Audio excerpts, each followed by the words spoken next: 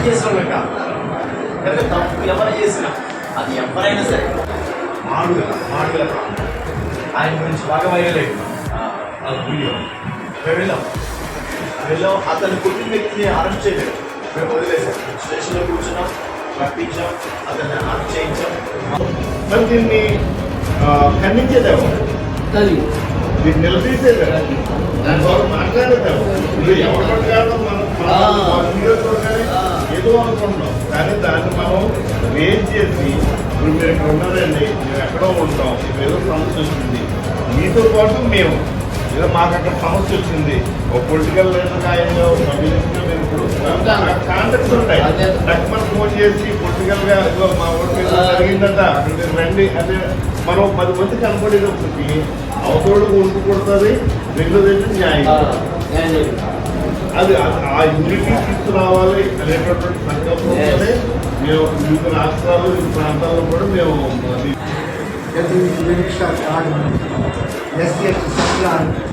स्मशान जीव वास्तव भयंकर नेपाल ऐसे टीचर है ना, हमारा बिल्कुल गाना जब उनका इधर से एक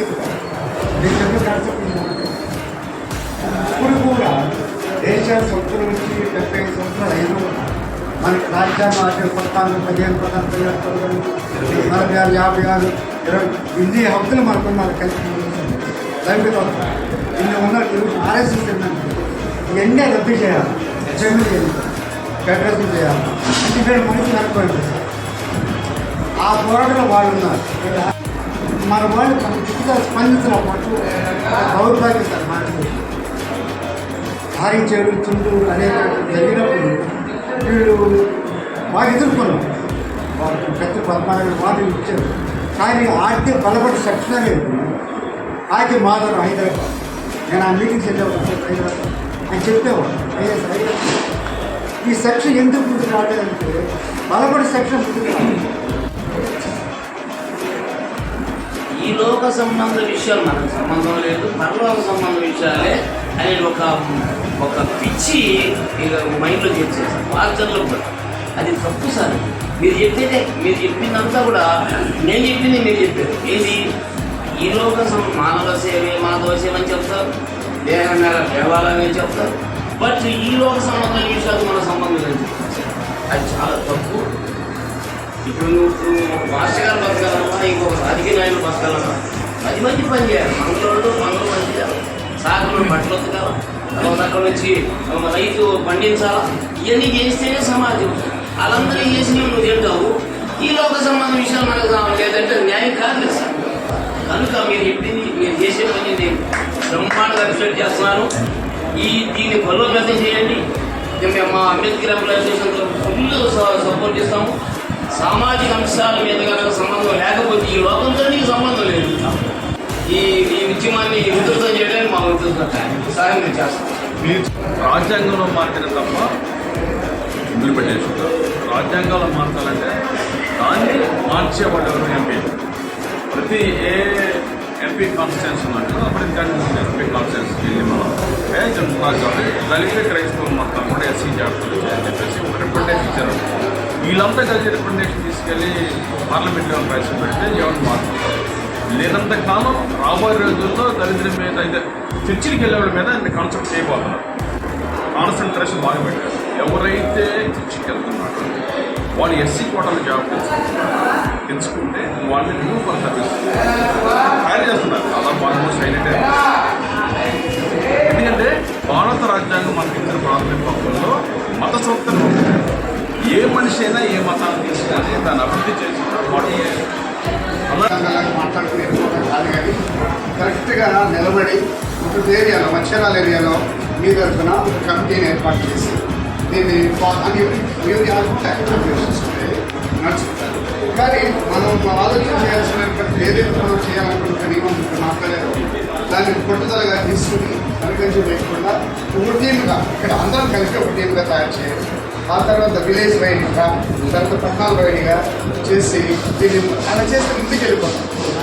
ప్లాట్ఫామ్ అనేది చాలా మంచి ప్లాట్ఫామ్ మా అందరికీ.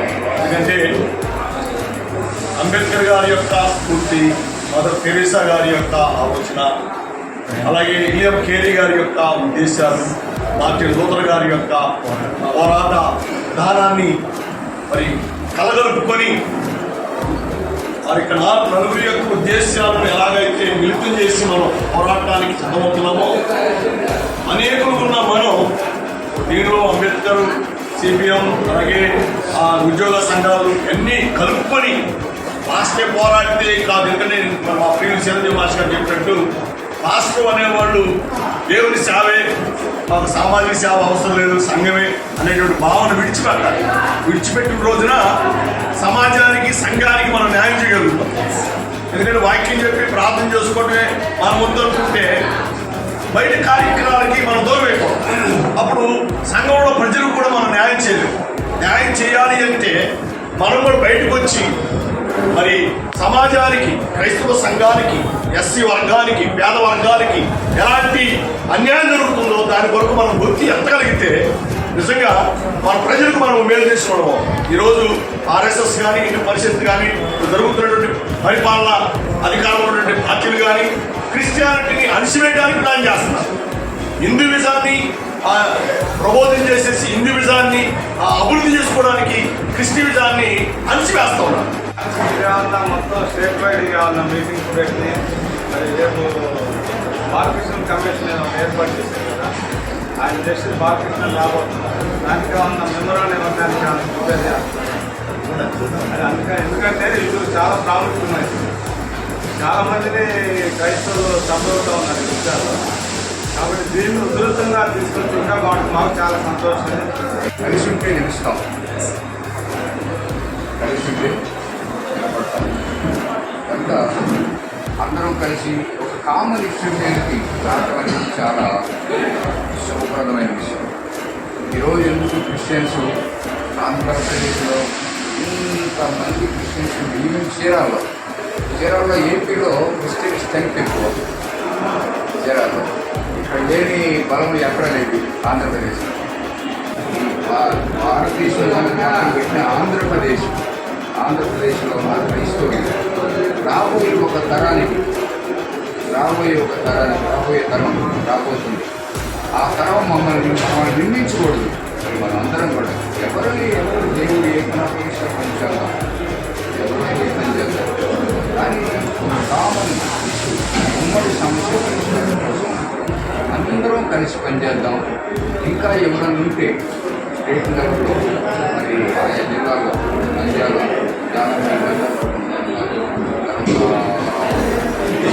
కర్నూలులో ఉన్నారు, వాళ్ళందరూ క్రిస్టియన్ జయగర్ గారు ఉన్నారు. తర్వాత మా తిరుపతిలో మార్టిన్ లూథర్ గారు ఉన్నారు. మంచి లీడర్స్, క్రిస్టియన్ లీడర్స్ వీళ్ళందరూ కూడా కలుపుకున్నాం. ముఖ్యమైన విషయం ఏంటంటే ఈ దళితులు, క్రిస్టియన్స్ మరి అణగారిపోతున్నటువంటి పరిస్థితుల మీద వర్క్ చేస్తున్నారు. కాబట్టి నేను సాధారణంగా వారిని స్వాగతించడం జరిగింది. కాబట్టి ఇది ఒక డినామినేషన్ సంబంధం కాదు, ఒక చర్చి సంబంధం కాదు, ఒక సంస్థ సంబంధం కాదు, ఉమ్మడి సంబంధం, అందరి అవసరం, అందరి హక్కు. కాబట్టి ఆ మేరకు వాళ్ళు పనిచేస్తున్నారు కనుక వాళ్ళు మనం ప్రశంసించాలి, అభినందించాలి, ప్రోత్సహించాలి. ఏదైనా అవకాశం ఉంటే వాళ్ళ నాలెడ్జ్ని మనం తీసుకొని ఇట్లా మేము పైన వరకు వెళ్తాం, మేము జిల్లాలో వర్క్ చేయండి, స్టేట్ లెవెల్లో మనం ఏదైనా ఒక రిప్రజెంటేషన్ ఇవ్వాలి. మనం వెళ్ళి లేదు ఒక జాతీయ స్థాయిలో ఒక రిప్రజెంటేషన్ ఇవ్వాలి. మాస్టర్ గారు ఇవ్వలేదు, లేకపోతే సార్ వచ్చి ఇవ్వలేదు, నేను ఇవ్వలేదు.